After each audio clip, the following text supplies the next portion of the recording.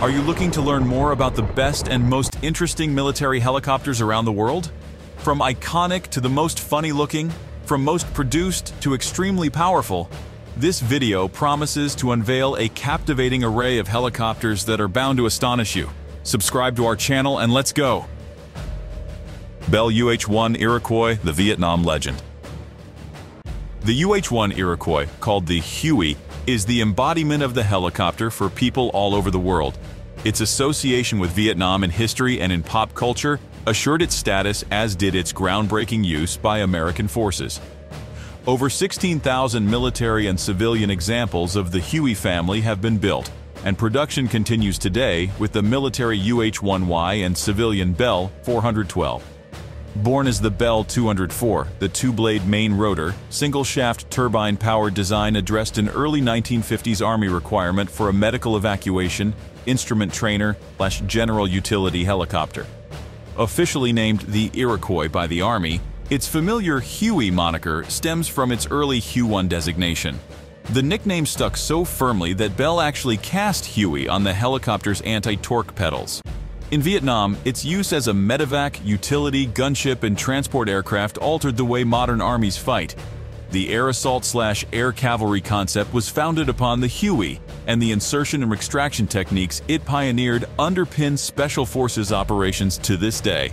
Anyone who has ever heard the Huey's characteristic two-blade rotor whomp-whomp sound will never forget it. The Sikorsky H-60 Black Hawk helicopter, an icon of American air power.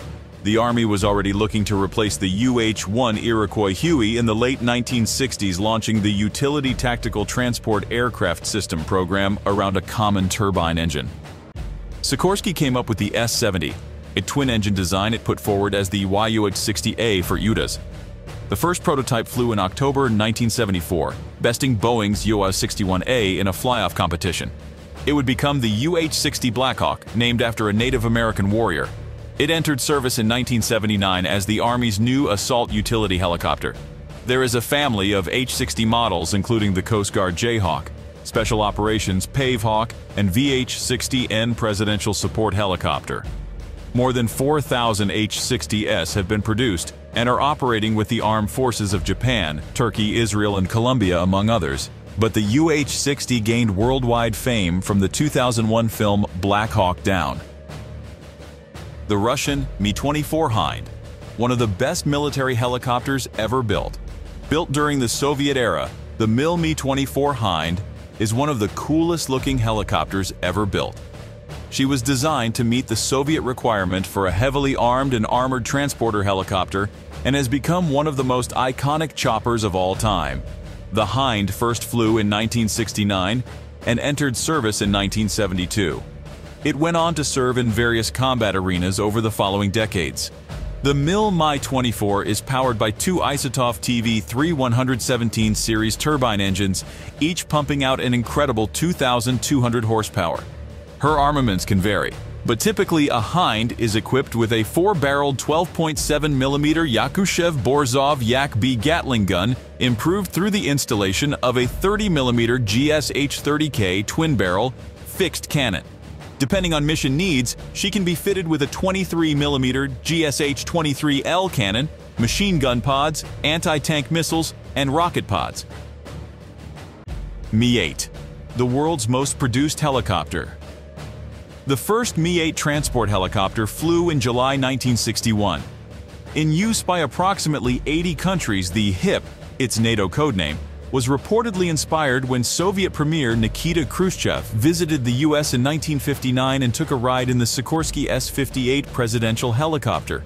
Back in Mother Russia, he ordered a similar helicopter to be developed in time for a visit by President Eisenhower. Designer Mikhail Mil used Khrushchev's desire as an opportunity to develop a new twin turboshaft transport. Employing two 1,500 HP Isotov TV2 turbines and a newly designed gearbox, the Mi-8 could carry 24 troops or 12 stretchers. Though production began in 1964, the Soviet military didn't really become interested until Vietnam demonstrated the value of rotary wing aircraft like the Huey. By 1967, the Soviets were rushing the Mi-8 into production. Over 35 military civil variants, including the more powerful Mi-17, have been used for everything from transport, armed reconnaissance, gunship, and heavy civilian airlift to dropping radiation-absorbing materials into the failed reactor at the Chernobyl nuclear power plant. The Mi-8 is not just the world's most produced helicopter, it's among the most produced aircraft, period. Boeing CH-47 Chinook, the tandem rotor workhorse. The tandem arrangement of the CH-47's main rotors relates directly to its role as a heavy tactical lift helicopter. The 60-feet diameter rotors mounted on pylons atop each end of the Chinook's fuselage rotate in opposite directions, counteracting torque and eliminating the need for a tail rotor.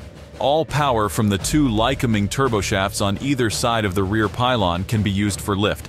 Independent rotor adjustment makes the CH-47 less sensitive to center of gravity changes and more stable when weight is added or removed. All good things when lifting and dropping cargo or troops. Developed in the late 1950s by Boeing Vertol from the Model 107, which became the CH-46, the Chinook happens to be the third fastest helicopter in the world at 196 miles per hour. Bell AH-1 Cobra, the first dedicated attack helicopter. The Army's creation of air cavalry brigades in the early 60s included a requirement for a dedicated attack helicopter. An Advanced Aerial Fire Support System (AAFS) program posited a sophisticated, heavily armored machine. Bell had shown the Army a light attack design, D-255 Iroquois Warrior, based on the Huey in 1962. Though not selected for AAFS, Bell continued work on the concept. By 1965, the Army sought an interim gunship for Vietnam duty, and Bell responded with its Model 209, dubbed Cobra. The Cobra featured a narrow forward fuselage with stub wings and a fighter jet-like stepped-up tandem seating for the gunner in front and pilot behind, a configuration seen in nearly all attack helicopters today. It borrowed components from the UH-1 Huey, including its main rotor, turboshaft engine, transmission, tail boom, empennage, and tail rotor.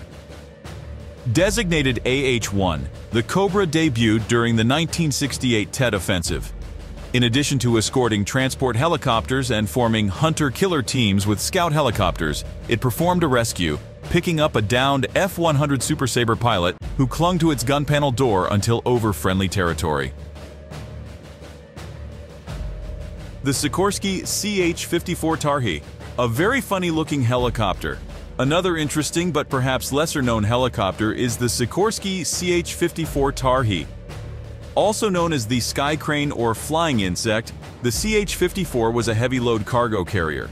First entering service in 1962, its unusual design made it a very versatile helicopter that had various uses, including recovery, rescue, infantry transport, medical supply, and even armored transport operations.